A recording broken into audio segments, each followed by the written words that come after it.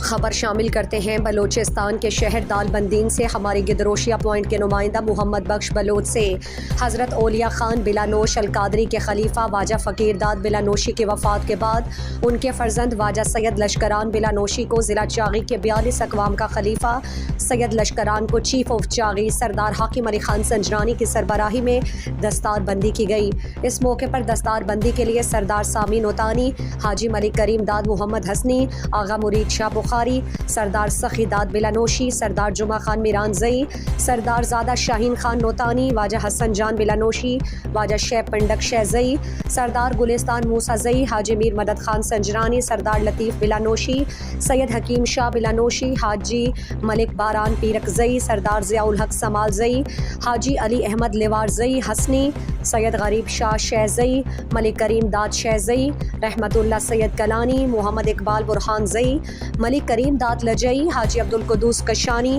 حاجی درویش شہ زئی، سید بامری، ملک عبدالرشید درانی، ملک علی شیر میران زئی، میر شکیر احمد سنجرانی، میر ظفر جان سنجرانی، اکبر جان سنجرانی، میر فیصل سنجرانی، آغا مراد شاہ بخاری، ملک ثناء اللہ بڑیچ اور دیگر معتبرین بھی بڑی تعداد میں موجود تھے۔ موقع پر چیف آف چاغی سردار حاکم علی خان سنجرانی، سردار سامی نوتانی، خلیفہ سید لشکران بلانوشی اور دیگر نے خطاب میں کہا کہ چاغی کا قدیم اور تاریخی اولیاء کرام خان بلانوش القادری کے جانشین خلیفہ فقیر داد کے رحلت کے چہلم کے موقع پر اس کے فرزند نو منتخب خلیفہ واجہ سید لشکران شہ زئی کی دستار بندی